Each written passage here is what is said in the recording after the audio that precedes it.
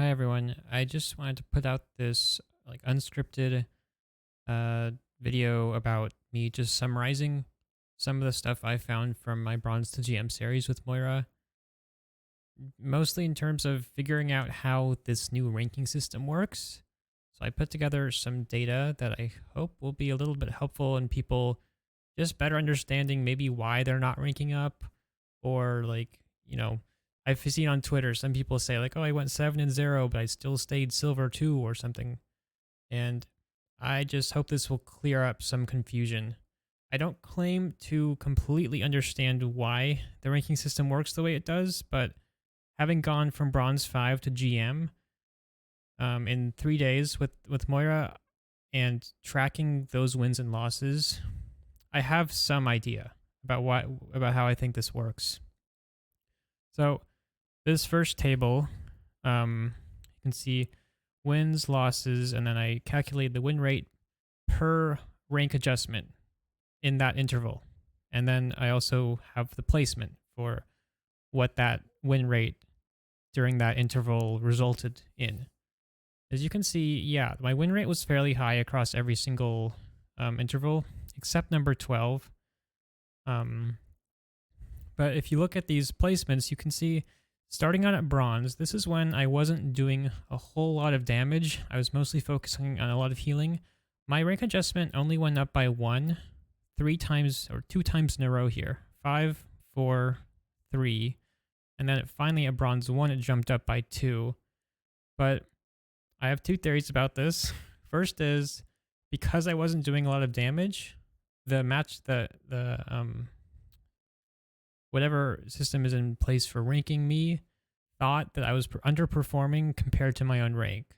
Even though I was doing a ton of healing, not doing that damage may have contributed to me only moving up by 1 rating despite having a fairly high win rate of 7 to 2.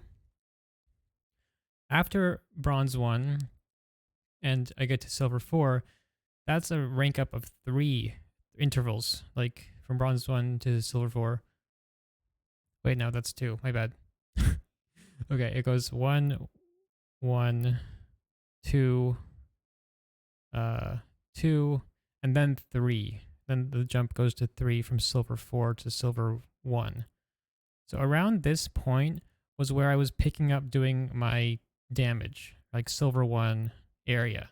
That's when I was really starting to employ way more like DPS Moira stuff. So just generally thinking, I don't think it had to do with a win streak, because as you can see, my win-loss ratio was really consistent. And it's not like I was going on a win streak. I was losing games during this entire time. But once I started employing more DPS in my playstyle, you can see that my rank started going up by 3s. Silver 4, silver 1, that's 3. Silver 1 to gold 3, that's 3. Gold 3 to plat 5, 3. So every single interval up until master 4 was going up by 3s here. That was until I hit this block where I went 7 wins and 10 losses with a 41% win rate. Now you'd expect with a 41% win rate, you're not going to rank up.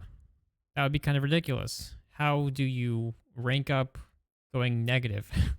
kind of weird. But it did rank me up in that interval from Master 4 to Master 3, despite having a 41% win rate. That's kind of weird. In Overwatch 1, this would have never happened. Just think about it. Well, okay, so in Overwatch 1, there was performance-based SR gains, but it didn't work past Diamond. Now, in Overwatch 2, clearly this isn't the case, otherwise I would have never ranked up in Master with a win rate of 41%. So I really think that Blizzard has decided that stats are far more important than your win-loss ratio. Now, someone could argue, "Oh, look, your win rate was so high throughout this entire period until you hit that rating. It's just trying to like balance it out. Like maybe it thinks you're just a better player." I would argue that I was never on a win streak. I was never really on a solid win streak here. I was consistently losing games. Like here, I go 7-4. Here, I go 7-3, surrounded by 7-0s. But take into account every single rank up here was only 3 ranks. Maybe it leads to the idea that there's like maybe 3 is the cap at which you can only rank up at a max of 3 tiers. Anyway, let's move on. That's a lot of explaining. Just my thoughts also. I don't claim to know everything about this. So I put together this graph to maybe better illustrate what I'm talking about here. It's a little confusing. I mean, it's not that confusing, but there's really no other way to show this information very clearly. On the left side here, we have win rate. The dark blue line represents my win rate. The black line in the middle represents 50% win rate, or 0 rank adjustment, like you might expect if you have a 50% win rate. Now the blue line represents how many tiers I moved up during that win rate. And at the bottom here, you can see every rank up adjustment that I went through. I had 13 rank ups during my Bronze to GM series. And then you can see I put the rank icons down below so you can see when I ranked up to that rating. Now, if win rate equals the amount of ranks you go up every single... How do I need to make this really clear because it's a little confusing. So, if win rate determines how many rankings you move up in one rank up interval, you would expect the win rate, the blue line, and the rank up, the lighter blue line, you'd expect those to match each other if it was just win rate that affected your rank up. But they don't. They really don't. Like, you can see the win rates all over the place, but the rank movement is pretty solid. It starts out slow when I was doing the healing only playstyle, and then the moment I hit silver and I start doing more DPS, it's constant until I hit that little dip when I went with the 41% win rate in master. And you can notice that with that dip in master, the win rate drops to 41, which is below the black line threshold, which means I have a negative win rate. But despite that, my rank movement remains positive. I still ranked up 1. Like, even though this goes down, that's still a net gain on my ranking. I never moved down a ranking during this entire series. Hopefully that makes sense. So you can see that the main point here, win rate does not determine your rank movement when you have a readjustment. It just doesn't. There's nothing constant about this. Maybe you could argue that because there appears to be a max rank adjustment of 3, that this actual number is probably higher. Like, it probably wants me to rank up more than 3 intervals based on my statistics, but that still clearly shows that statistics are very important. Okay, so hopefully I've argued my point that statistics on your hero are way more important than your win rate. Even though my win rate was really high, you can, I think this is a really important piece of data here where you can see with a negative win rate, you can still climb ranks. Okay, so kind of concluding these ideas, stats really do matter. It's possible to have a negative win rate in an adjustment interval and still rank up. Max rank up is 3 tiers at a time. Win rate has some influence, but doesn't really determine if you're going to rank up or down. This is why we see people on Twitter complaining about going 7-0 in silver and staying the exact same rank. Or like I saw Samju had a post, he had like 5 times he had a rank adjustment and it held him at the same exact rank. So I'm really thinking this has to do with statistics and not to do with how many games you won or lost. The performance based SR, or just performance based, it's not really SR anymore, but it's a thing after Diamond. Unlike in Overwatch 1, when you cross this threshold into Diamond during Overwatch 1, performance based SR would not change how many points you got after your game. So this is proven by that the part of the graph that shows me getting 41% win rate in Master and still ranking up. That would have never happened in Overwatch 1. So if you're pulling stats on your hero above your rank average, you will likely rank up. And if not, you'll likely fall or stay the same rank.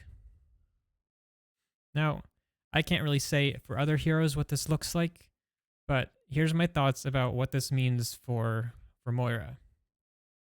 So, stats I think are generally the most important to focus on for Moira are deaths, healing, and damage. This sounds pretty standard, but there's a ton of stats that they give you for every single hero, and I just don't think a lot of them that matter all that much. And I guess I'll go to the last point here first because I think it's important. You don't want to focus on total stats per game. That's pretty useless, but on the stats per 10 minutes. It's like if I was to go to the gym and say I lifted 1,000 pounds. Like, you'd think I was insane, but then I say I did that over 1 hour, multiple times. Like, I was doing multiple different lifts. So it sounds impressive when you say it, but it doesn't really mean anything unless you have understanding of how long it took to lift that much, So like I could say I have 40,000 healing, but if that's over 30 minutes, it's really not that impressive. So for for the death stat, I say this is the most important. During my Bronze to GM series, I had an average of 4.6 deaths per 10 at the end.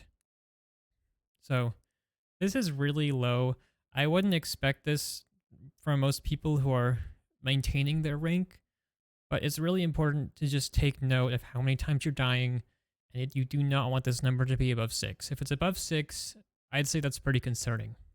One thing, I guess a small tip I would give, if your deaths are pretty high, really focus on your fades.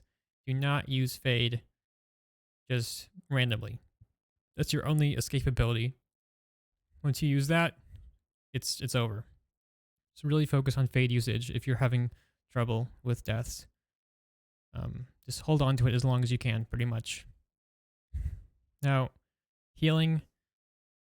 This stat can look a little bit different between games, but generally, even when I'm not trying that hard, I do not see how people can get under 10k healing per 10 minutes and genuinely be doing their job as Moira.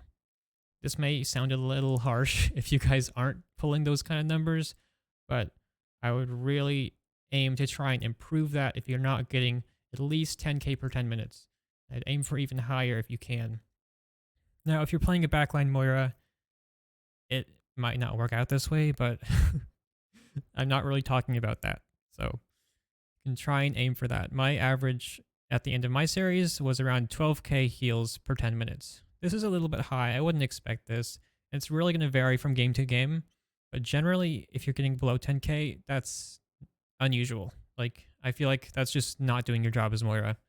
And also take note that a lot of these, not a lot of them, but some of these heals are going to be self-heals. I don't exactly know the right numbers for that, but you are going to be getting a decent amount of self-healing with your orbs. Healing orbs. Now, last one is damage. This one's more variable. It can really determine, it depends on how well your DPS are doing. If your DPS aren't doing a lot of work, you're going to have to put in a lot more healing than damage. This is just expected, because if their enemy DPS are putting more work than your DPS, you're going to have to make up for that by not only healing your team more, by sustaining them while your DPS try to struggle to get kills, you're also going to have to put in extra damage to compensate for your DPS not doing damage. It's a hard situation, but in general, if your DPS are fine, I'd aim for around 5k to 7k DPS per 10. It might sound like a lot, but I would say if you're having trouble getting this, maybe try and go for some more damage orbs. Like, if you don't need to use healing orbs to heal up your team, really try and only use your left click. Like, unless you really need that extra healing, try and go for more damage orbs. It puts a lot more pressure on the enemies, pressures their healers to do more work.